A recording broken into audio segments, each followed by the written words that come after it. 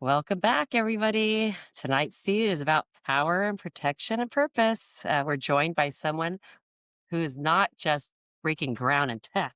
She's a woman who uses AI smart, safe, and strong. Welcome, Field CISO Janelle. Janelle and I know each other as I previously worked with her in the past. Although my new role, I don't work with you as much, but we're still women in field in tech, right? Women in tech, women supporting women and cybersecurity. And so I am so happy to have you join us. Welcome. Woot! Me Welcome. Nice too. to meet you. Thank you for having me. It's an honor to be part of this. Yeah, and just so you know, Janelle, so my two dear friends, Sue and Cheese, we all worked with each other in tech before. We all worked at Pac-Bell, SBC, AT&T in the telephony world. And that's how we all met each other. Sue is since retired, and Cheese is still in tech, but she's in tech from a perspective of financial technology. So we're kind of all there, and we're having fun with this Who's Sitting at Your Table, Women Supporting Women platform. Before we dive into all the details with you, Janelle, let's all just kind of catch up real quick. Just go round table. How's everybody's week been so far? What kind of a weekend you had? We could just take about a couple minutes each. So I'll start with you, Janelle, a guest of honor. How was your weekend and how's your week starting off? Weekend was amazing. My one of my very best friends is visiting, so she's been here for a week, and she sadly has to go home next on Friday. But we've had an amazing time. We've been working on sewing a quilt, or not a quilt. Cool. Sorry, a cloak. The wrong word A came cloak. out. Like, woo. A Sewing a cloak. cloak for her brother, like a wizard's cloak, Nice. for a Christmas gift, so that's been really fun. We did a drive Cool. through the mountains to look at all of the fall colors and I just know. Beautiful. experience the beauty of this area. I live in northern Utah, and it's just incredibly gorgeous. Awesome. And we celebrated her birthday a little bit early, so we had some great tasty food and little butt cakes, and it's been a Nice. great weekend playing That video sounds like games. a fun Awesome. one. Nothing better than having your bestie, right? That's right. Yeah, yeah. So what about you guys, Sue and Cheese? Tell me a little bit about how your weekend was and how you guys are doing. Sue, you go, girl. All righty. Yeah, no, I had a great weekend with my family and I was up in Connecticut. So I was able to enjoy all the changing of colors of the leaves as well. Did about a 5 mile hike with my one cousin and her doggies. We ate a lot of pizza, Nice. saw my stepbrother, saw my aunts and uncles. It was awesome weekend. And now back playing catch up, and Hank is not happy with me tonight. Let me tell you, when I was getting ready for this, he wanted to go into the bedroom and watch Bravo, and he kept trying to herd me there, push me there. And I'm sorry, buddy, you just have to lick She has your a cute little rescue pug, and he loves to watch. He likes bedtime and Bravo with yeah. mommy. So like this is around the hour and he just kept getting all excited. I'm like, all right, we're not gonna go watch TV. And so now he is bugging the crap out. He's like literally on my leg wanting another treat since he's been in and out of the door like 5 times in the past 2 minutes. Yeah, he's just gonna have to settle down. So Janelle knows Sue is in Texas, so she's 2 hours ahead of us. You're 1 hour in Mountain Time, right? Is that considered Yes. Utah Mountain Time? Yep. Yep. And then Cheese is in Arizona, but she's in the same right now as Pacific Standard Time, where I'm in NorCal, right? So, Well, that'll but change weekend, I think. yeah. Changing Yeah, of yeah. We've been getting fall weather. Everything's been, yeah, the leaves, I mean, they're everywhere, right? And it's that time of the year. I love the burr months. I love when fall rolls in. You can smell the fireplace, people putting the fireplaces on, and people are putting on the scarves and hoodies and their beanies, and it's sweater weather, right? And And so I blanket love, weather. love, love it. Yeah, Well, and blanket weather, right? you're talking to Arizona. We're still wearing our flip-flops and Yeah. So how was your weekend, Cheese? it's good. I actually the past week I was in Mexico. I went down there for a celebration of life. Lost a dear friend, Sue Green, to cancer. It Oh, was, like my father's always said, go to weddings and funerals. I think I've mentioned that before on the pod, as we're now affectionately calling I it. preferred the pod. Yeah, but it was just great. It was like, other than seeing her wonderful family who I love, there's just a lot of great friends. I've been going down there for like 20 years. My kids have basically been raised by the village of San Felipe, and a lot of water volleyball, a lot of pickleball, and I did get a little wakeboarding in. So Nice. I'm sore, and my heart is full, and my stomach is full from the tequila, the tacos, and the chips and salsa. How about you, Of Tony? course. Wow, let's see. For me, I've talked to you girls before. My mom is getting a little older, and I'm wanting to move a little closer to her in case I want to move her in with me, right? I'm a single mother. My son just went off to college, and I do have my daughter who lives with me, and so I was looking around for a home, and so my mom and I just went around just looking at a bunch of homes over the weekend. I was like, I'm just gonna look, and we found one in Dixon, her city, and they're building a new home. And this particular home is a single floor. It's 3 bedrooms. Everyone has ensuite Mhm. bathroom, and it's got next generation living where you have a whole room, like the kitchen and a bedroom, walk-in closet, bathroom, where you can block it off from your entryway, and they have their own entrance from the outside as well. That's So if I nice. ever wanted to, yeah, so that's kind of really unique and new. And so next thing you know, I'm finding out today, oh, well, let's see if we could, get the process going, right? And the lender just called me and said, "You're good to go." And, you know, Yay. talk to the lady for an offer. So that's kind of going on right now behind the scenes of putting together some sort of package. But anyway, so that's happening, exciting and nervous at the same time, but all good The stuff. funny no, but tell them the funny story when you walked into the community, Oh, yeah. what the So, lady so said. Janelle, what I didn't say, this place is an active, what do they call it, active community. So it's a gated community, but it's for 55 and older, right? Right. I'm 59. So I walk in and the lady's standing there. I'm like, oh, I just wanted to look at your largest plan over here. And she goes, oh, sure, I could show you, but do you know this is an active community of 55 or older? And I said, yeah, I'm 59. And she's like, oh, okay, I'll show you.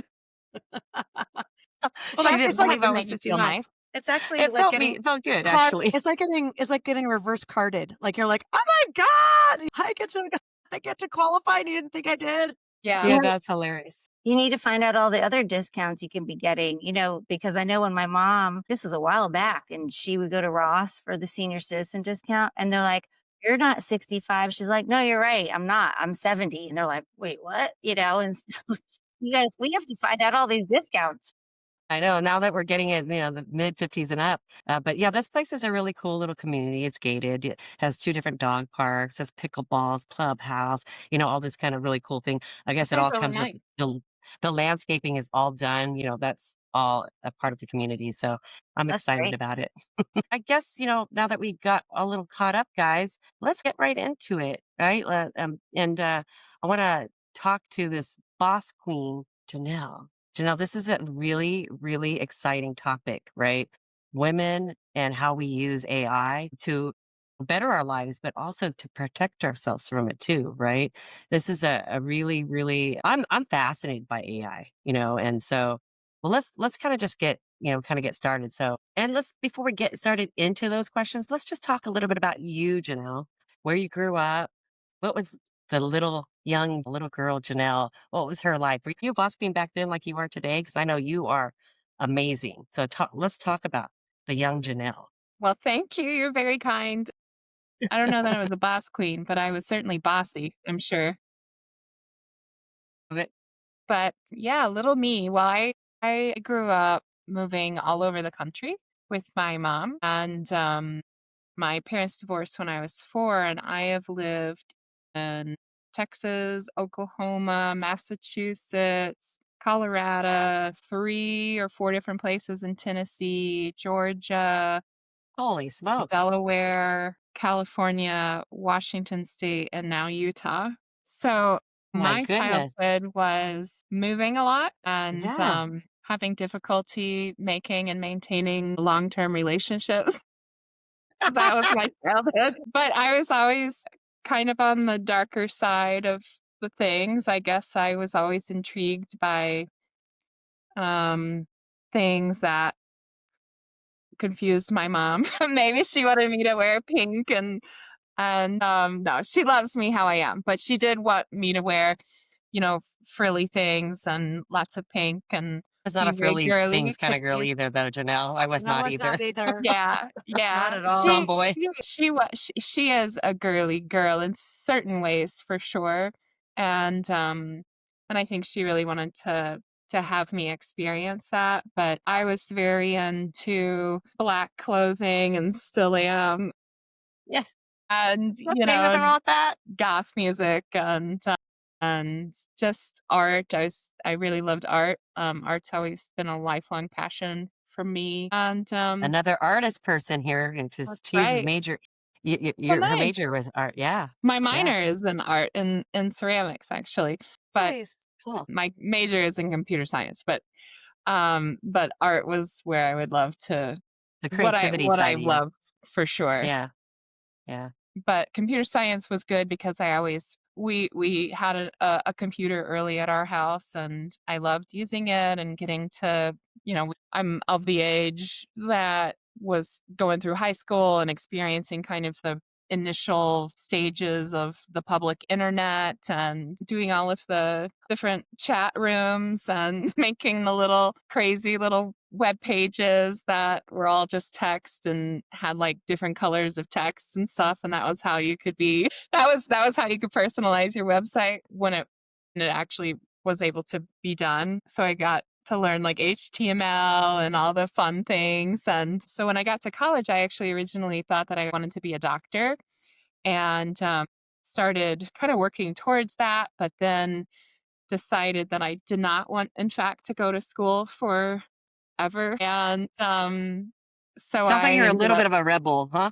yeah, so I ended up going into computers and art, and really enjoyed that, actually. That's Loved actually a good combo. That's a good Yeah. combo Yeah, and because you have to be originally creative. Yeah, you yes, have to be yes. creative. And originally I had planned on doing um like artistic web-based stuff, so website design and all that kind of stuff. That was kind of the rage when I was graduating.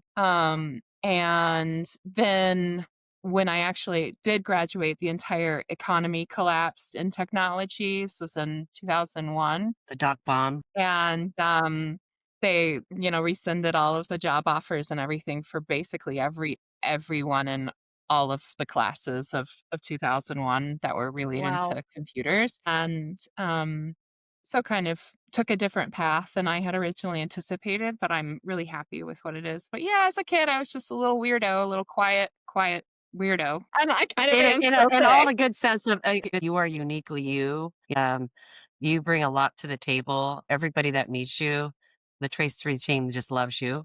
And every time I've run into you and spent time with you, you've been just amazing, super smart, creative. So I mean, the girls and I are really excited to have you on this podcast. I'm so excited to Yeah, be and I here. I have a question for you. Uh, first of all, I love your laugh, so that's not a question, but I mean, what an It's a compliment. I Thank you. love your laugh. Okay.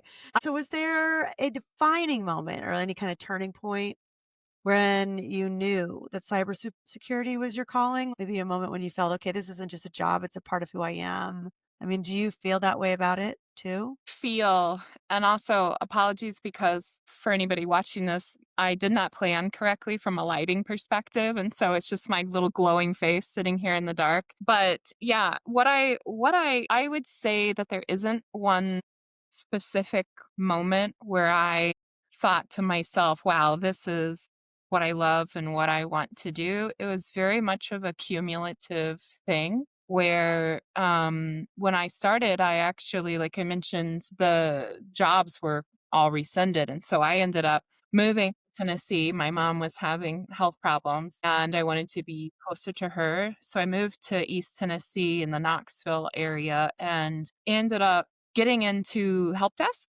So help desk support, and worked a few different job like 3 different areas around help desk. And from there, I ended up in this position where became the subject matter expert for everything technology that was Because you happening rock, girl. with this one organization. From there, they ended up doing this identity and access management project. Oh, The company did. And they were like, well, you got to talk to Janelle because she's the one that knows all of the processes. She knows how the network works, knows how all this different stuff works. And so I ended up spending more and more and more of my time working with this boutique consulting company and learning more about IAM. Like, this was the OG days of yeah, thinking yeah, about IAM. This was a yeah. long That's time ago. It was hilarious. 25 Yeah. years ago. And from there, I ended up migrating into a security position. where I was responsible for a lot of like the security, not just the identity security, but some of the other aspects. So I migrated out of this help desk role. I knew I was at that time the lead of the help desk, but I knew that wasn't where I wanted to stay. That's what I knew. And so I was very happy to take on this new challenge. And from there, I ended up eventually getting headhunted by Deloitte to come to their risk and privacy team and moved to Atlanta That was huge. I'm to work sure that was a through huge that. Yeah, thing. and it Yeah. kinda just went from there, and I did a lot of my time I did a lot of my time, it sounds like I was in jail.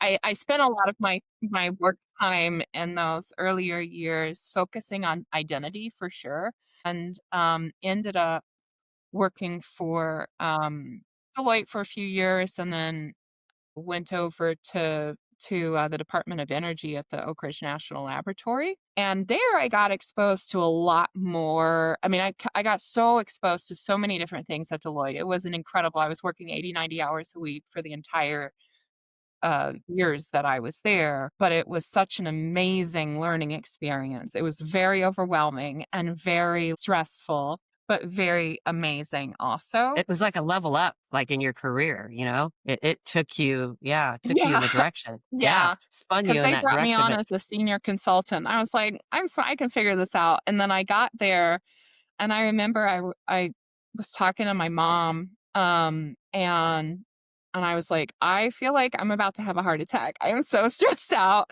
This was in the beginning, and she said, "Well, maybe you can just tell them that you're not quite ready yet." I was like, "No, I am never saying those words are never going to come out." And so I was like, "No, I stopped complaining at that point because I was like, I may not know everything about everything, and I certainly don't have this is in my 20s. I don't have all this incredible experience that these people that I'm surrounded with do, but I believe in my ability to figure things out." And so that was maybe my awakening to myself and my it's like, pull up your uh, little big girl britches and like, let's go do exactly, this. like, I think Right. Yeah. that's when I Yeah. became, like, an adult, if you Yeah. will, like, in the my Step up. it was Yep. my mid l to late And that is mid-20s. amazing. At Yeah. mid-20s, you were doing that because there are probably good old boys over there working and like, who's this young little girl coming in here? Right. I Uh, mean, I good have very Lord. unfortunate stories from that. Yeah. I definitely I mean, even at the job previous where I was talked about being that help desk lead, I mean, I had my boss at one time told me that I would make someone an amazing secretary. Ooh, When I was at Deloitte, I had a senior manager insist that I needed to go to a strip club with them and their buddies. And so we spent hours and I felt completely unable to speak up for myself. And so I ended up in this yeah. strip club with these men that I work with and just kind of sitting there like, What what the am I hell's going doing on? here? I bet you all of us have been to one of those I'm things. sure. I mean, whenever we go I'm to our sure. kickoffs and things like that, and it'd be in Yes. Vegas, you Oh know? my gosh, yeah, yeah. That's why I now have this motto because of what happens in Vegas and things like this, I have this rule that it's 10 o'clock and I'm out. Like, I Yeah. everybody Backstage and this left. actually has been a big drawback probably from, like, a career fitting in with the good old boys kinda club, but I don't stay out after 10 with work stuff, like, there is nothing good. I don't stay out that late with personal stuff. Yeah, I mean, not anymore, now I'm like, "I'm in bed, it's 9:30, Right. let's go to bed." Yeah. But when I used to And have we got Ritual energy. Queen over here who gets bed like she gets to bed at like 8 or 8:30. Right. Okay, so speaking of that, this is a good segue. Who would you say your biggest supporters were and the doubters, which you've already mentioned a couple of them that maybe helped shape your drive and push you to, be where you are right now? Yeah, I think my dad has always been an incredible champion for me and everything. He's a girl dad. He has 3 daughters, and, I once asked him, "Did you ever wish you had boys?" And he was like, "No, why would I want boys?" So he is all about he's very much a feminist. He is Love very it. much about equality, and he's a very, thoughtful man, and he's always supported everything that I've ever done and always believed in me very much. My mom is very supportive and absolutely. And And then I think when I found, like, going back to what you were asking about, and kind of how I didn't really answer the question, but more said, this is when I kind of discovered that I can do things. I think maybe I believed in myself and supported myself some too after that, but it's been a struggle. It is definitely, I absolutely have imposter syndrome. I absolutely have all of those things. Um, but I do believe in my ability to figure things out. And so I think, kind of combined with, I don't have a ton of long-term friendships.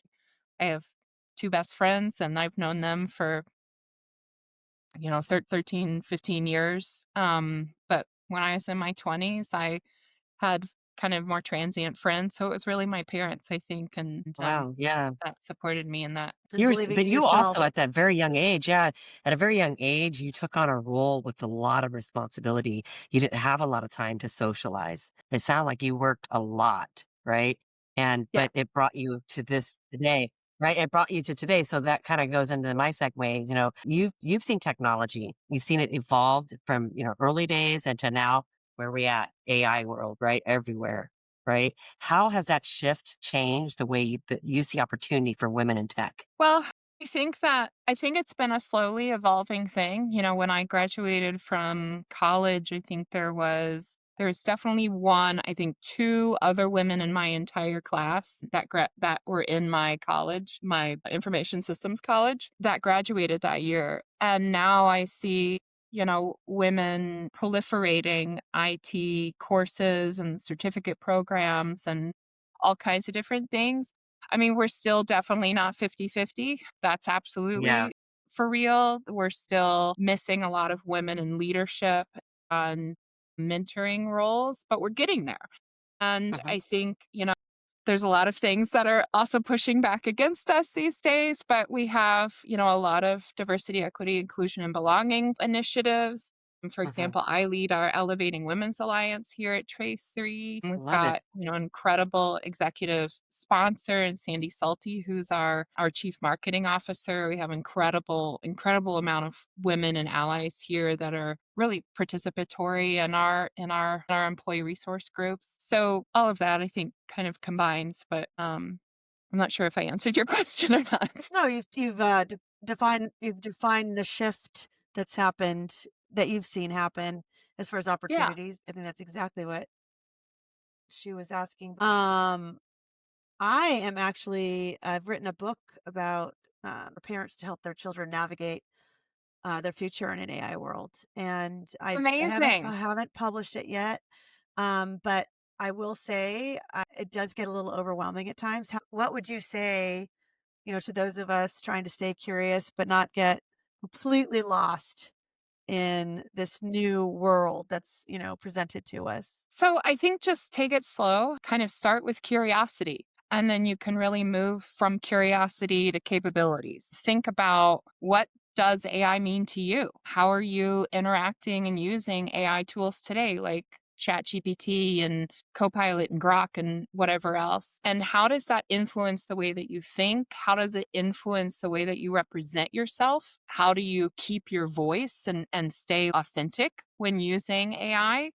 And kind of just start with some self examination around how you're interacting with these things that are proliferating. They're prolific everywhere at this point. Everyone interacts with AI in some way. And then from there, if something intrigues you, dig in. I mean, there are so many amazing tools.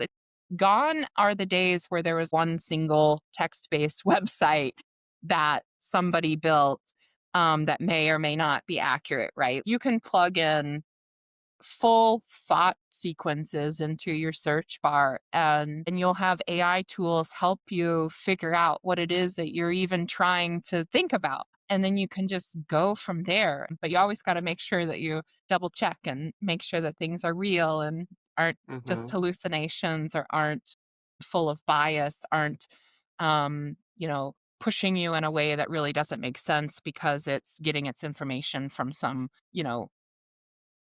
outlandish website or something. But Inaccurate information. Yeah. yes, Yeah. exactly. Say, okay, this is what I'm curious about. These are the capabilities that I want to build around it. And then think about, how do you build some skill sets to support those capabilities? Like, how do you develop data literacy? How do you develop critical thinking? Something that I think so many of us are missing or are losing because of a lot of reasons, but also because AI just doesn't Can make take us think over. anymore. Yeah, exactly. Take over who you are. It can get crazy. One of the things I wanted to mention to you is in my role today, we use AI, AI first type of company. And for me, I've already started, the three of us are all using AI quite a bit. And for me, I look at AI as my assistant, my intern, or training this intern to help navigate things that I want and educate and have it educate me. So I don't want to like leave everything it tells me, but at the same time, I prompt it with the specifics that I want and outline what I want and say, these are the things I want. I want it this way. And this is how I want to see it, blah, blah, blah, blah. I just kind of prompt it. And then it comes back to me. I'm like, okay, this is great, but I didn't like this answer because blah, blah, blah. I'll just like kind of navigate through it. But what I love about it is, like you said, come up with a conclusion, come up with an answer, and you can get it faster. It helps you get to what you need. What would take you a lot more time to do, it takes a shorter amount of time to get to it. Hmm. So that's what I love about AI. Yeah, I agree. But I think that there's downsides to that too. I think, talking from an artistic perspective, I think that we are very much in danger of losing our ability to create in Mm-hmm. general, Yep. and to create art specifically, whether that's, and I think of art as basically all of the arts, writing, creating speeches, creating videos, creating content, Yep. creating images, paintings, everything. I think that we are in very much danger of losing our ability to create. And that scares me a lot. And Yeah. so when we think about AI usage, something like Cheese for Your Book, thinking about educating parents on how kids can both wrap their arms around AI and embrace what it does provide you, but also set boundaries, Mm-hmm. protecting your authenticity and Hmm. encouraging your ability to create, I think are things that every parent needs to think about, I love it. and think about how to teach their children it, because it's hard to think of these things when you're not in technology every day, or you're not speaking to all of these amazing, incredibly smart and talented people and learning from them every day. So sometimes we don't sit there and think, okay, maybe I am losing my voice by having Copilot or ChatGPT write everything based on my Mm-hmm. prompts. Yes, it's my prompt. And yes, I've done my prompt engineering and I've trained myself how to interact with the AI effectively. But the AI doesn't know who I am, and it doesn't know how I want to represent myself. Mm-hmm. It knows kind of a general thing, and it can kind of learn based on repeated things. But if you use it so often, what you end up doing is you're being trained by the AI to be more like this generic collection of voices, whereas something that is so incredibly important as humans is our individuality and our authenticity to ourselves.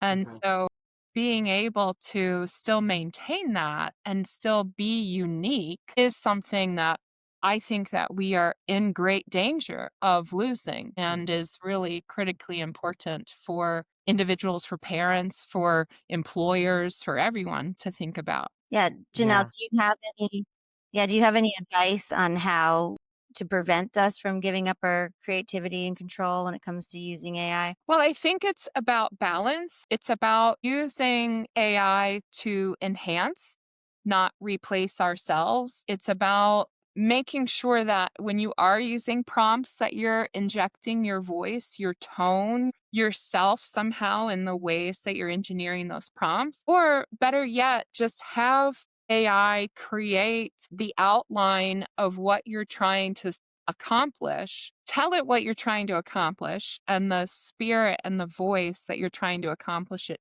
with. Have it make an outline for you. I think that that's great, but then fill in the details yourself. And then if you need that buddy to look over your shoulder and be like, "Oh, I would maybe just try and what about this? Did you think about maybe talking about this?" And you could be like, "Oh no, I didn't think about that." And I think that's a great way, like using I make a joke that Copilot is my work best friend.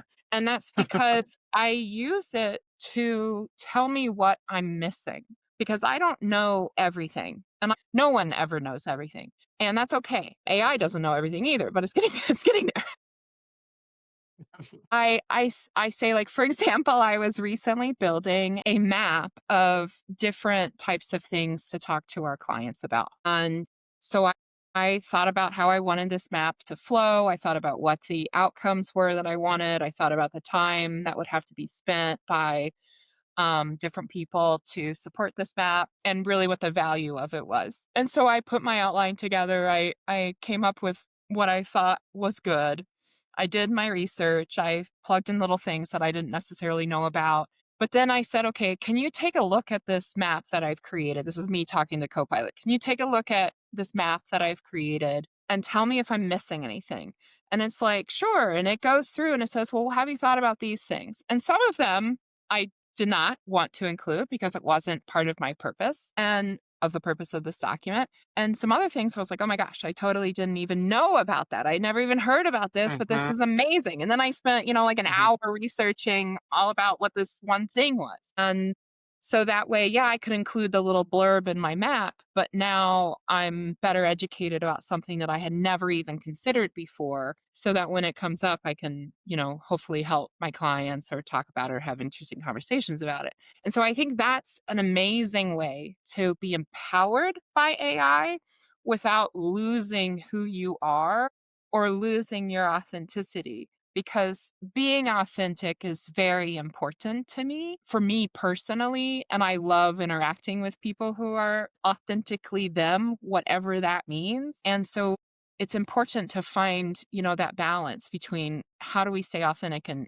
use that. So hopefully that answers your question, Sue. It did, and I do have one follow-up. So with chat, obviously you can text your prompts or you can voice it. And I haven't really used the voice part for whatever reason because that was just something I discovered later. Now, would you recommend if it's something you want to be, more cautious about, like use the voice prompt so it can actually hear your inflection and your personality, and or does it matter? If that makes sense. It does make sense. I will confess that I have never used the voice Okay. prompt because I uh, I have I communicate via written word in a better way than I communicate verbally, which is just kind of an auditory processing thing. And that I have, I can communicate verbally fine, but it's like I think through what I'm trying to think of, if that makes sense, better when I'm writing than necessarily when I'm speaking. And so, just for me personally, I think that I like just typing better, but I love the idea of using voice if the AI is actually taking that voice to create inflection and understand tone. If it's just taking it to make it easier to type, then whatever. I mean, whatever works for you. I type very quickly. And so I can actually type quicker than I can speak in some ways. But I also would want to make sure that whatever I'm doing that's doing that text to speech translation, that they're not actually keeping the recording of my voice. That would be of concern to me just from like a security perspective. Not that they couldn't take this podcast and take my voice from Yeah, it anyway. exactly. Yeah. But, not everybody has the honor and privilege of being on a podcast like this, right? And so we need to be able to protect ourselves in some ways too. So I Yeah. would just want to know, is it true just voice to text and they're not creating a copy of your voice? That's Yeah. fine then. And I would say whichever makes you the most comfortable. But I Okay. love the idea of it taking that inflection and that tone and going at it from there. That's not something that I played with, though. I'll have Me to neither. So see what that is I'll like. I've add to learned that. something. Because I do both. I'll do text because if I have a lot on my mind and I'm texting a lot, but then she'll come back. Mine's a girl, right? She'll come back and she'll say something, and then I'll go, bitch. That's not what I wanted. And then it comes back and it comes back sassy at me, and I go back at it, and then I'll start typing again, and then she'll do that, and I'll just say something funny and snappy at her, and then she'll come back snappy at me, and it's like we have a personality. So it's fun That's so actually. interesting. It's really fun because I remember one time I was texting the girls and chat like just randomly just said, "So how's your day going? How did this go the other day?" I'm like, "What?" I'm like, it That's great. remembered that I had these plans, right? And so I'm like, oh shoot. And then I'm like, oh, it was great. And then all of a sudden we're just chatting like we're friends. And I'm like, holy smokes, I have a personality in my chat and we're chatting like we're friends, right? But now this is gonna kind of spin off to like more the security, perspective.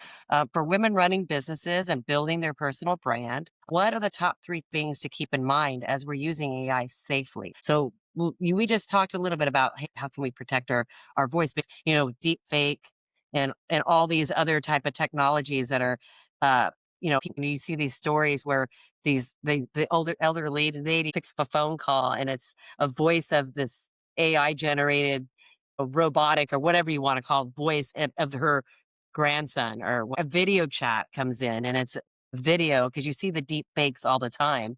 I see out on social media and people use it. Like this one guy pretends to be Tom Cruise, but it's known he's not Tom Cruise. Yeah. He's got hair, Yeah, probably I'm talking about. I've seen that one. There's And like a it's like Keanu Reeves trippy one. as hell. Yeah, it's trippy as hell to see that, right? And so, yeah, let's talk about like keep in mind, how we can use AI safely. What do you have to share with us on that part? Yeah, so I would think about it from both a personal perspective and then a business perspective. So, from a personal perspective, obviously you want to critically examine everything that you see and experience at this point, unless it is really like you're in the world and you're experiencing this real thing, then experience it. But if you're on the online, you need to Exactly. you need to train yourself on critical thinking and think Hmm. about what that really means. And that's one of those skill sets we talked about a little earlier, like some critical thinking, data literacy, prompt engineering. Like these are all like really good skill sets to learn. But thinking about, okay, does something seem too good to be true? If it is, it probably is not true. And if it's just absolutely wild and insane, but you think that it's possible because those things happen more and more frequently, it seems like these days. And, you go to a doctor and they're like, oh, you have XYZ. Well, okay, that sounds great, but or maybe it doesn't sound great, but I understand you and I'm going to go and get a second opinion. And maybe you get a Yes. third opinion. You need to do the same thing when you're on the internet. Do If you're your due reading diligence. something, yes, you need to do your due diligence. You need to actually, like, y'all remember when we used to write papers without the internet? Yeah. We had to We had to write do it ourselves. references and things. Like, before you Yeah. open your mouth and you tell someone that something is a certifiable fact because you heard it on the internet, make sure that you're doing some research to make sure that that's actually what's happening. Protecting your data, like obviously protecting your image, your voice, your videos, yes, but also just your personal data. Feeding like your personal information into AI tools is not and will never be a good idea. Some of us may say, oh, this AI feels so real. It feels like a real person to me. And I think that we may get to the point where AI is indistinguishable from humans and does have its own form of consciousness. I don't think that we're there yet. But either way, if you're not going to tell this same information to the person sitting next to you, you probably shouldn't tell it to your AI. Yeah. Apply it the same way. Yeah. Exactly, and you need to think about all the information that you put into public AI tools is available publicly, and there are compromised AI tools out there that are being compromised all the time. The data is being taken all the time, Hmm. and that your privacy does matter. It may feel like in this day and age that your privacy is no longer a thing that you can ever want or expect, but you should respect yourself enough to demand privacy where needed. And just to keep in mind that the internet is forever. And so don't put anything out there that you wouldn't want your mom to see. And just make sure that you're doing your due diligence and everything that you're doing. And really try to stay ethically grounded. It's so easy to have AI create something for you that you think someone might say about you, like a testimonial, or you think that, some art that you could create is similar to this kind of style or whatever it is. Everything that AI creates currently is based on something that someone else has already made. And so when you're That's good to know. utilizing an AI like a chat GPT or something to create images or create voice or videos for you, make sure that you're not inadvertently plagiarizing someone else. Make Mm, sure that you're resisting the temptation to kind of use AI as a shortcut against your integrity, if that makes mhm. sense. And Yeah, just that keep all does. of those things in mind. Like, try to be a good person. Good person. Like, try to protect your Exactly. data and try to have integrity and make sure that you're doing your due diligence, just to summarize. I Love love that. it. I like a lot. What I hear from my friends are those that are embracing it, and then there are those who are, I think, fearful of it. Um, Mhm, that's my hallucination of kind of the differences. Whether it's like people think they might lose their job, or they're just guarded. mhm. Is there a big misconception about AI that you wish more people would understand about it? Like, is there anything? Because it's like people go both ways. They're embracing it or they're running from it. What would you say kind of could help people feel comfortable with it or get over? Yeah, I think acceptance that AI is here, it is not gonna go anywhere. It will and is changing our world, and it will and is changing humanity, and kinda just getting with the program of understanding what AI is and the different tools. I think that that's critical, especially if you're on the younger side, you're starting out in your career or your mid-career, you need to be embracing AI and learning as much about it as possible. You need to be thinking about, okay, what are the different productivity and collaboration tools that I could be utilizing? How can it make me more productive? Maybe by creating that outline or giving me these ideas or sending me on rabbit holes that make me a better intelligent workforce person, worker, being able to develop and hone your critical thinking skills. This is something that, AI is still absolutely struggling with these days. It can regurgitate things, it can reference data points, but critical thinking is something that right now is still fairly uniquely human, but that is not always going to be the case. So make sure that you're honing your own skill sets around that, understanding just like the different types of tools that are out there. Understanding prompt engineering is so Mm, incredibly important. I mean, we are in a phase right now where and have been in a phase where prompt engineering is heavily utilized, but we are quickly going to be getting to the point where in the next 2 to 5 years, I would say, where that skill set will have trained the AIs so well that they won't have to have prompt engineering anymore. And so Explain you that. can't. Explain wow. prompt engineering for those who might not know. Yes, yes, thank you. So this is kind of like what Tony was saying. Hey, this is the kind of thing that I'm thinking of. Create me an image of a black and white tuxedo cat wearing an argyle sweater with a bald man holding him, and they're in the middle of a forest. Give it a magical feel. Utilize these reference photos. And so on and so forth. So I it is cannot what. wait. By the way, I cannot wait for Tony to create that for this podcast. I should, huh? That's great, great, great point. No, but you know what, Janelle, let you say that, but it's like you're taking a AI brush, like a paintbrush. Yeah. Like when you want to design this and you're saying, oh gosh, okay, before you even say hit send, you're doing all these prompts of every bit of detail you want this to have. And Right. you're just prompting everything and then you'd send it, right? And I've the done that tone. before. I'm like, yeah, yeah, and the tone. And then okay, make him a little upset. And that cat he's pulling on a sweater, prompt Right. everything. But it's like when I do my prompts, I'll do ask it a question, period. Ask another question, period. So there's Okay. not run on. So it's like 1, 2, 3, 4. Here's like 20 prompts that she gave me, you It's know? like keywords for Google, right? Like how everybody was Kind of, but key it's natural phrases. language. Yeah, yes, yes. Yeah, yeah, where Google used to just be exactly keywords. I mean, that's how you find websites is through keyword Key association. phrases. But Yeah. this is really natural language processing. And so how would you process what is your creative approach to processing what it is that you're trying to find? That's just putting it into words is your prompt. And you know, obviously we're talking about, you know, silly things and things that you might do in your personal life. If you're doing Yeah. prompt engineering for work, I mean, you might be saying, find me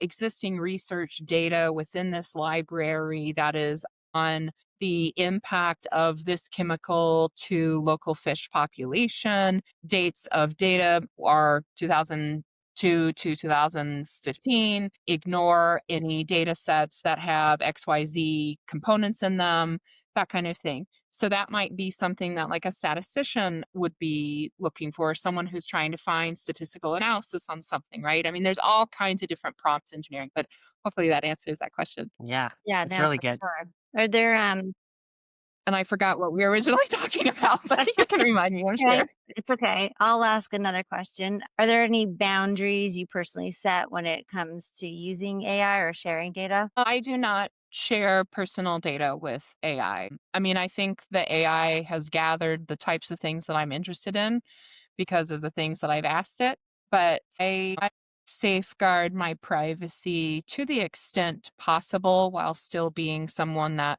presents, you know, at conferences and whatever and has a LinkedIn page and different types of things. But I try to not personally treat it like as a friend because I don't want it to have all of this data about me. I would never plug in, like, here's all my account balances. Yeah. Can you put together a retirement strategy for me? Or here, it's difficult because on some levels, you want to like ask it to plan a vacation. Well, now it's going to know exactly where you're going to go on vacation and all these things. Most people they don't care. Nobody in the internet cares what I'm doing, and so I have to think also like, am I a public figure? Am I a highly targetable person? Am I um controversial for some reason? And then if the answer is yes to any of those things, then I would urge that person to limit any kind of like personal interaction with the AI, like plan me this vacation or whatever, because when that data is compromised, now everybody's going to have all of this data. Now somebody will see, oh, well, it's Janelle's data. We don't care about Janelle because Janelle's not a very interesting person. She's not a public person. She's not, you know, controversial in any major way. But oh, we see so and so's data out there. Well, they're a famous person, and I'm gonna take all this information that they fed in to this AI and use it to target them in some way or do something just totally heinous. So I think you have to take some balance in life and evaluate your risk posture. I personally am kind of like a little bit I'm fairly risk adverse. I started laughing because I almost said I'm a little bit risk adverse, but my husband would disagree with that. He would say I'm very risk averse. But, you know, so my personal risk posture doesn't necessarily mean that's someone else's risk posture. I think it's just think about what would happen if this data was exposed on the internet, Right. because No, it's that's going to be. yeah, no, and I guess I've never really thought much about that. Not that I'm a nobody, so no one cares where I'm going on vacation or, stuff like that. I use it more. I feel like personally I use it a lot just for a resource. Instead of going to Google, I'm like, where can I go find XYZ in my town, for good donuts or where, stuff like that. I did have a big surgery that we spoke about, and I asked chat, about the surgery because I wanted to know what foods to avoid, what, drinks to avoid, what supplements to take. And so it's like, hey, if that's out there, who cares? Like, you know what I mean? So, but I do It was very helpful for you. It was very very helpful for helpful. you. And I've Yeah. shared it. I've saved it because I'll say put that in a Word doc. And I have a lot of Word docs that I can now forward on to other people. Um, but it is smart to think to have that now in the back of my head. But again, for me personally, it's like my grandma can look at my chat and she wouldn't be offended or appalled. You know what I mean? It's like, it's Right. just Yeah. really stupid And I stuff. think that that's a good, yeah. Is your mom or your grandma going to be horrified by whatever it is that you're sending on the internet to this AI? If the answer is yes, then maybe you need to rethink it. Maybe you Yeah, don't. That's just exactly. Yeah, up to you. exactly. But I Yeah. mean, you can't, nobody's gonna be looking, okay, this is the foods that you should eat if you have this disease or whatever. That's fine. I mean, that may help them understand that you have a disease, which may then be farmed by, bad actors and sold to insurance companies, for example, to then deny your claims because of whatever, when, the Affordable Care Act gets rescinded and now we all have to deal with pre-existing conditions again. So, like, you do have to think about stuff like that. But at the same Mhm. time, it's important to know how to take care of yourself. So, I think that there's a balance, a risk balance there. Mhm. And just thinking about it, I think, is the right step. And then you can make your decision from there. My husband, we've been going through, some significant health things over the last year and a half. And I've done the same thing. I'm like, what are the types of foods that he should be eating?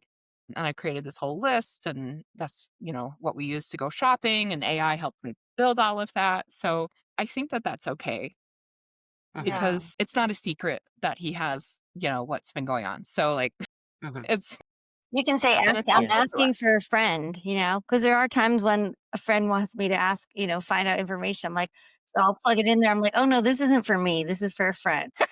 Are you Yeah, trying to I trick mean, AI? Trying to trick AI? We should call it something. We should call that prompt something. Yeah. well, Yeah, I mean, it goes back to, like, the, "Oh, you're asking for a friend, okay." but Yeah, I do. exactly. But But I do yeah, if like I have a friend who's driving to work and it's like she had a question about something, like, let me just find out for you, and so I for sure, find for out for sure. them. I do it Yeah, often, I feel like. So yeah, the people would be That's good. confused if they probably ever got a hold of my chat conversations. They'd be like, this yeah, is like all over the board. yeah, yeah.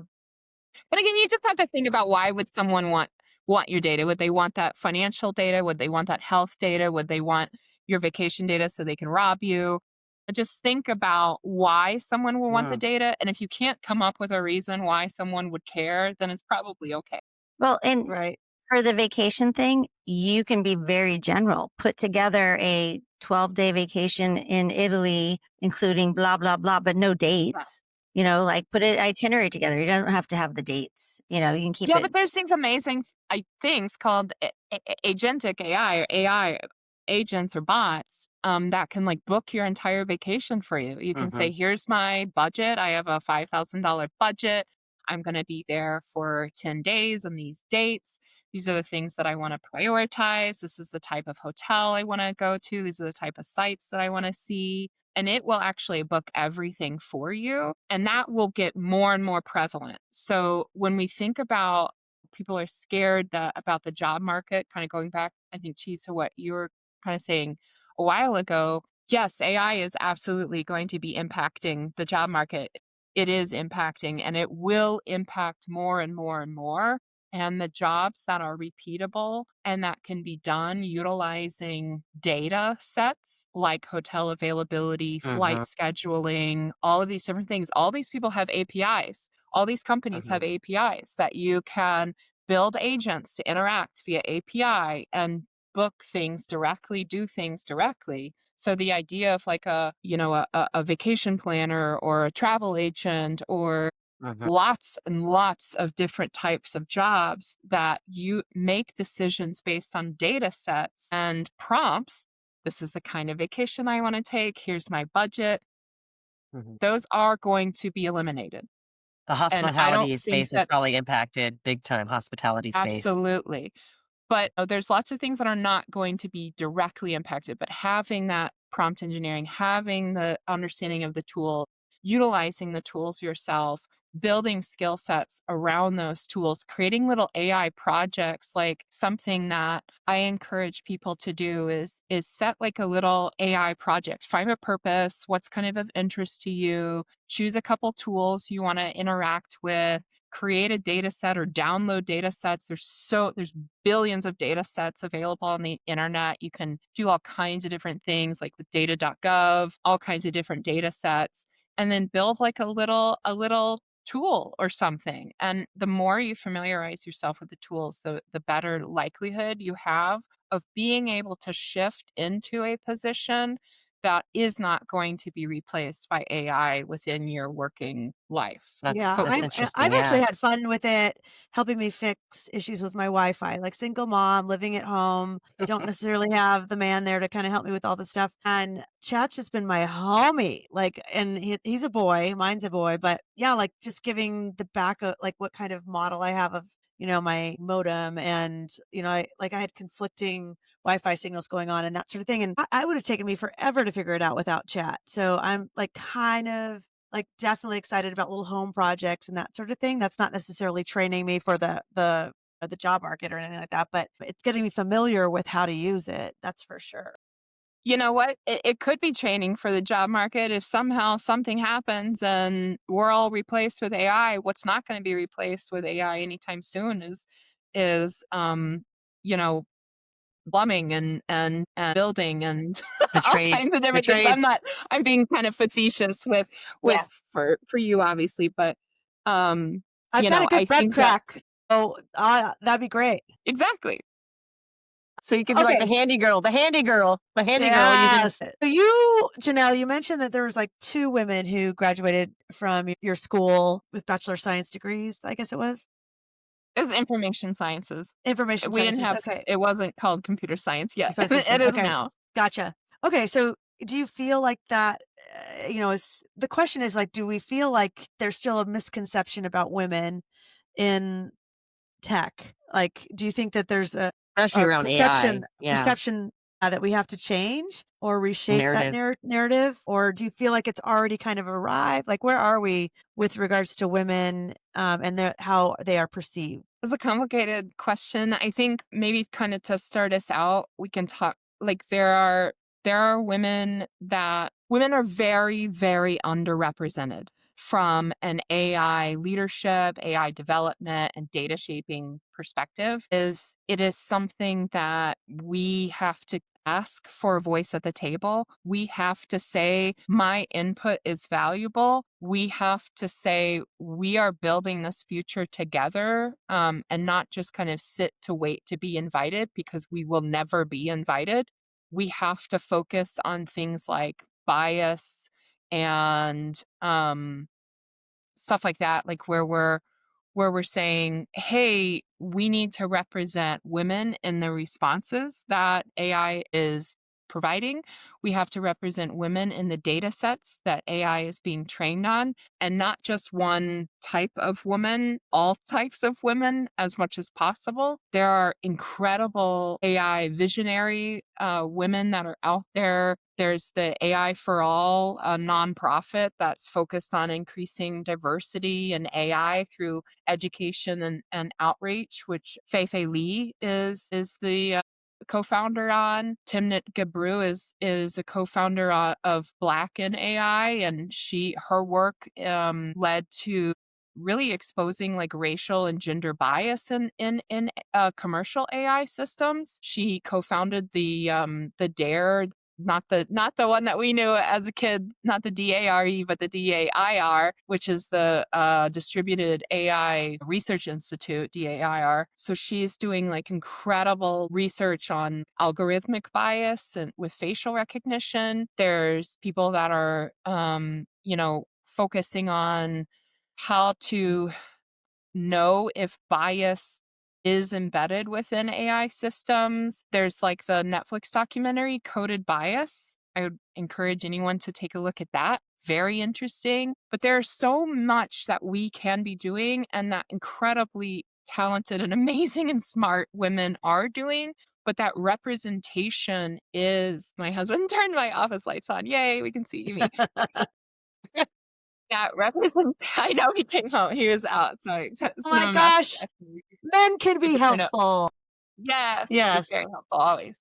But, like, as women, we can challenge that bias in training data. So if you're involved in a project where you're utilizing, let's say you're in healthcare and you're utilizing health specific focused AI, healthcare specific focused AI, you're looking at data sets, you can influence what kind of data sets and how that training is being done. You can help it understand that women's health is fundamentally different than men's health. You can understand that women fundamentally interact from like a finances perspective different than men because men have had eons of experience and women first got the ability to have a checking account on their own like 40 years ago.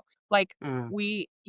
there is fundamental differences in our experiences from a gender perspective and from just like a socioeconomic perspective. So how can we be driving, removing that bias? How can we be designing systems that reflect like our real lived experiences? What kind of questions are we asking that are different than the questions that maybe a man would ask? Both are equally valid, but how can we make sure that we have a seat at that table? And I think that takes us asking for it over and over and over again and showing how having that representation is more than symbolic and more than a checkbox. It is an empowered, true representation of humanity that is necessary to have AI that works for all and not just for some. I mean, I I would kind of Yeah. say went So off it's that, on like a tangent confident. there, but hopefully. but that extends not just to men and women, that extends to all different races, ages, Of right? Like course, there's, yes.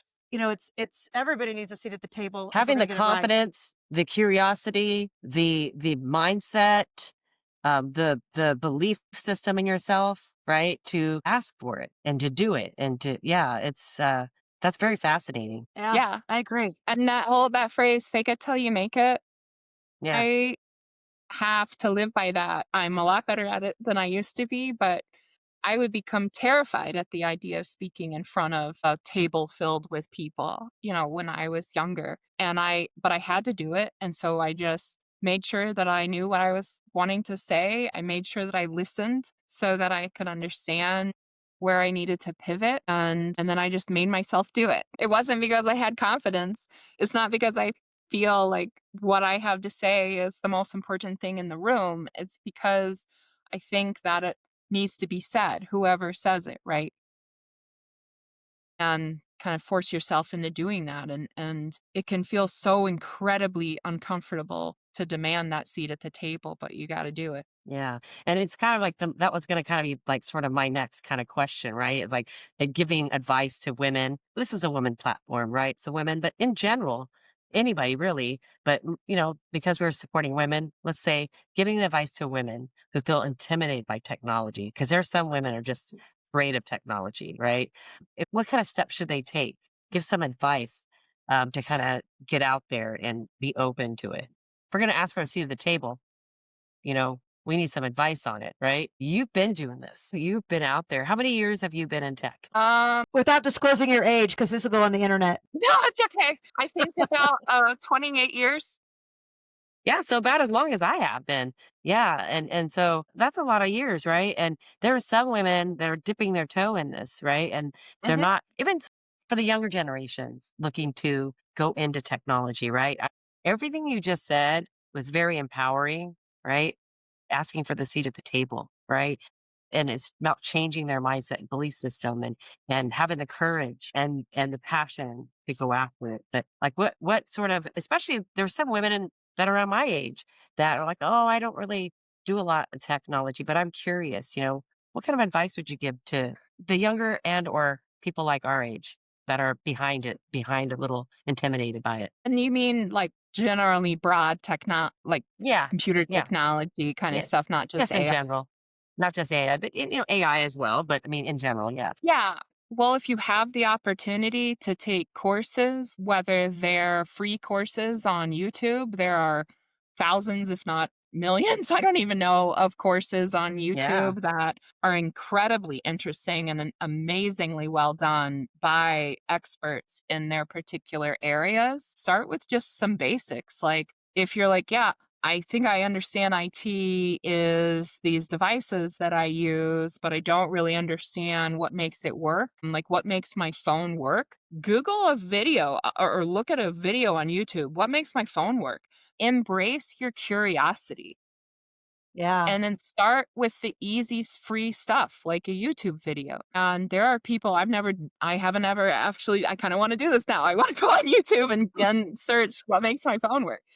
But I can guarantee you that there are incredible videos out there that break it down at a high level, at a medium level, and an incredibly detailed level. And I would start at the high level because if you're anything like me, you might get totally overwhelmed with Intimidated. a bunch of terms Mhm. that you do not understand. And then you could have like a little chat GPT on the side and be searching, pause the video and search up a term if you don't understand it. And that might send you down a little rabbit hole, but that's okay. Embrace these little rabbit holes that you go down because everything that you're learning, you're experiencing is going to better inform your curiosity in the future. And so just keep following those rabbit holes, look up things that are just like interesting. And it doesn't have to be something that you dedicate your life to. I'm not going to dedicate my life to understanding how my phone works, but I'll probably have a good time learning about it for 15 or 30 minutes and then kind of just go from there because then you'll hear something else. They'll say, "Oh, when they talk about the application layer, well, what does the application layer mean?" And then you get to learn about the other 6 layers. And then you get to understand, well, what does that even mean? Why do we think about layers? And then you can go into that and get into like all kinds of Well, different all stuff. three of us, all three of us went to Pac-Bell SBC, and there was always this training, and we had to learn the 7 layers, right? Do you Yep. remember that whole class that we had to take? Yeah, Yeah. it's just, yeah, I yeah, would say yeah. too, I love the idea that you're suggesting start out with something kind of simple that you can embrace. It won't be overwhelming. That said, on the other hand, like if you really are fascinated and want to dive in my research for the book for the kids, I've come across that Harvard is giving free courses. Harvard, 11-week, there's an 11-week computer science course you can take for free, no application necessary. And, so if the curiosity is more than just like dabble, like maybe, hey, I really want to Absolutely. get in, like there are opportunities to put things on your resume that look good, Yeah. and can help you break into the world of, that's ever changing world of, That's a you great know, thing for the young generation, AI. Absolutely. And especially. then before you know it, you're writing a dissertation on something that just caught your interest and you felt there was a need to dive into it. I mean, yeah, there's if you work for an organization and they offer training courses like Udemy or KnowBe4 or whatever, there's so much information that is out there on these different platforms that your company is paying for as a LinkedIn, benefit to you. my company actually helps. I can take free LinkedIn courses in anything data related or whatever Yeah. interest I have, and I love it. It's like you can get certifications. So yeah, employers can help too. Exactly, and there's technical community colleges where you could get, take an evening course on a specific topic. We are truly in an incredible information age that there is no real excuse to not be able to learn something anymore. And so, and it's just going to keep getting more and more like that. Like, Yeah. YouTube is not that old. The internet really isn't that old when you compare it to human history, right? We are just getting started. And so embrace the things that are available to you and follow your curiosity is what I would say. I think my next question was going to be about the one way women can make AI work for them, saving time. But I think we've kind of touched on that. Yeah. So Okay. Sue, do you want to? Yeah. So we want to ask you, because we love a good work smarter, not harder moment. What's your favorite way to use AI like in your day-to-day life? Not necessarily work related, For but work. it's Yeah, personal. yeah. I like creative things. I mean, I mentioned that I have that minor in art, but it's in pottery. I can draw a little bit, I can paint a little bit. I'm not good at any of them. I was much more of like a sculptor, like kind of three-dimensional creation kind of thing. But I have lots of dreams about being able to create pictures or artistic ideas of things that I want to create in 3D. And so I like to use AI to help generate what something might look like, so that I can then create it in real life, if that makes sense, like a three-dimensional. I like to do a lot of, I like to do costume design, and That's so cool. Yeah, that's awesome. one thing that I was working on last year, I think it was, yeah, it was last year, was, time is so crazy right now, was a costume about the queen. Everybody's heard of the Queen of Hearts from like, Yes, yes. Alice in Wonderland. Right. That's fun. But I Yep. wanted to be, because I like the darker side of things, I wanted to be Queen of Spades. I And love it. there's like some other things that are unassociated with Queen of Spades that I wasn't going for. I had to sift through a lot of that. But I couldn't find what I wanted. I could find different elements of different things, but none of it was what I really was hoping to create. And so I fed a very detailed prompt into a AI tool and asked it to create a series of images for me. And I kept honing it and honing it until it was what I had not had the ability to communicate effectively in what I wanted, and definitely didn't have the ability to create a sketch of what I wanted to build. But it allowed me to have this creativity in a way that I am not equipped just from a skill set perspective. And then I was able to take that and utilize that in the skill sets that I do have, which is creating costumes. And not to say that I'm very good at it, but that's a different side of the picture. But I was able to take this, and then I had to figure out how to make it and everything, which has been insane and an entire journey. But I I want to see utilized the it I for want to stuff see a like that. picture. We're gonna need a picture, or it didn't happen. Yeah, maybe I can send that. But that was really, I like doing stuff like that. And then my Uh-huh. husband and I were trying to find a picture. Now on like iPhones, you can change their background in like a text thread. So we were trying to find a picture of us to use, and we kept changing it and changing it. And then I asked ChatGPT for help to create an image for me that had us on it in a certain setting, and I tweaked it. And so in my personal life, I use it for like little creative things that I just don't have the skill set to have. And then in work, I use it to help create, to find gaps in what I've created or documented or whatever, written up, and help me create outlines of things Yeah. based on kind of what I'm looking for there. So that's mostly how I use it. Yeah. Yeah. And those are all great, very similar ways I like to use it.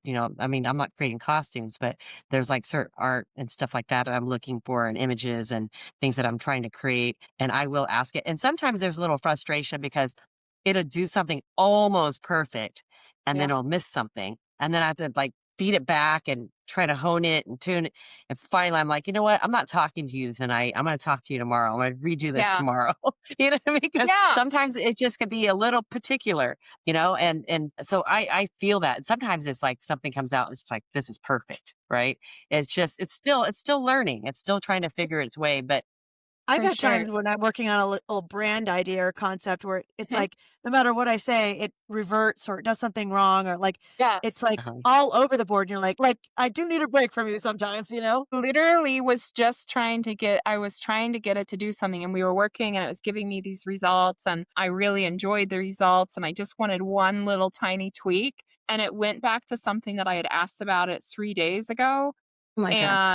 and then like created this graphic about threat modeling, but it put like a bunch of flowers in the background. I was like, this is not what I'm wanting it to do right now.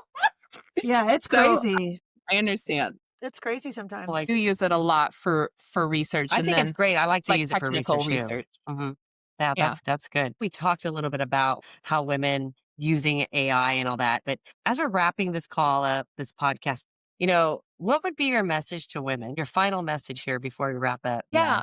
Yeah. I think the message is to believe in yourself and your ability to adapt, Uh-huh. to change, even when change is hard, that you are an innately curious and inventive and amazing creature, and that you can utilize AI in incredible ways to make your visions reality, to make you understand topics at a much deeper level, that you can utilize the tools and drive influence positively with tools, and basically to just say yes to any kind of opportunities that come up, to utilizing and building skill sets that are relating to AI, like understanding data, understanding and honing critical thinking, understanding what different types of AI tools there are out there, and understanding how you can lend your voice to reduce bias and expand the voice that the AI is building for itself. That's awesome. I'll say this on that note, ladies, remember AI's not here to outshine your brilliance. It's your digital wing woman, or in my case, wing boy. Yep. Use it wisely, protect your magic, and keep creating. And I will say, based on this podcast, the pod, keep your authenticity. Yes. Yeah. No, I know every girl on this podcast here, we're all using it some sort of way. And remember, AI is your assistant, not your identity. Use it wisely and keep your sparkle. Never hand that crown over to AI. You are wearing that crown, right? So Yeah. And whether you're running a business, raising a family, or just trying to keep up with this ever changing world, stay curious, stay confident, because the most powerful thing you can do is show up as yourself, educated, informed, and in control. And if this episode has inspired you, don't forget to like, follow, and share who's sitting at your table with a queen who may want to hear this. Thank you again, Janelle, for all your info. I know I appreciated it. And don't forget, you can watch all our full episodes on Spotify, YouTube, Amazon, and Apple. And you can follow us on all the social platforms, TikTok, X, Instagram, and Facebook. And I want to say this for those listening, please, we're trying to get our subscribers on YouTube up. There's where we want you to go first, if anything. Please subscribe on YouTube. yes. Awesome. Janelle, thank you so much. You've been amazing. This is really educational. Yes. I mean, I learned a lot myself here Loved just it. by just having the conversation, but it's Thank you so much. everybody's curious about it. And I actually am embracing it. So I hope the listeners, women, and people in general, anybody will be open to it. So Yeah, no, thank you so great. much. Thank you so much for having Nice meeting you. What's up?